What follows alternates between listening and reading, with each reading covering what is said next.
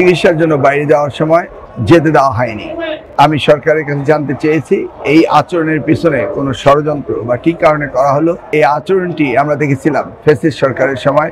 আমরা দেখেছি দেশনেত্রী দেশমাতা বেগম খালেদাকে চিকিৎসার জন্য বাইরে যেতে দেওয়া হয়নি। গতকাল 30শে অক্টোবর অপ্রত্যাশিতভাবে ঢাকা এয়ারপোর্টে আমাকে চিকিৎসার জন্য বাইরে যাওয়ার সময় যেতে দেওয়া হয়নি।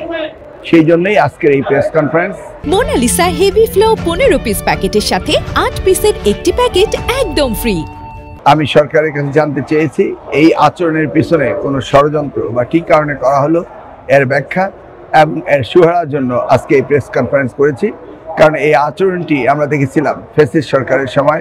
আমরা দেখেছি দেশনেত্রী দেশমাতা বেগম খালেদাকে চিকিৎসার জন্য বাইরে যেতে দেওয়া হয়নি। সেই কথাগুলো আমাদের আবার স্মরণ করিয়ে দিয়েছে।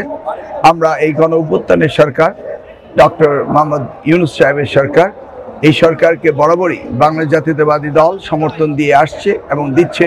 অতএব এই সরকারের কাছে আমাদের আশা রইল গণতান্ত্রিক এবং নীতি আইন মেনে এই সরকার যেন এদেশের নাগরিকদেরকে সহায়তা করে, সেই বিশ্বাস নিয়ে আজকে আমি এই প্রেস কনফারেন্স করেছি যে এই বিষয়টি যেন সরকারের দৃষ্টিতে আসে এবং এর ব্যবস্থা সুরা তারা করেন এবং যে কোনো ষড়যন্ত্রকে যেন রুখে দেওয়া হয়। কারণ এই সরকার কাউর সরকার না, এই সরকার জনগণের সরকার। এই সরকার যেন কোনো ষড়যন্ত্র বা কোনো চক্রান্তের মধ্যে যেন না থাকে, এই আহ্বানই আজকে আমি জানিয়েছি।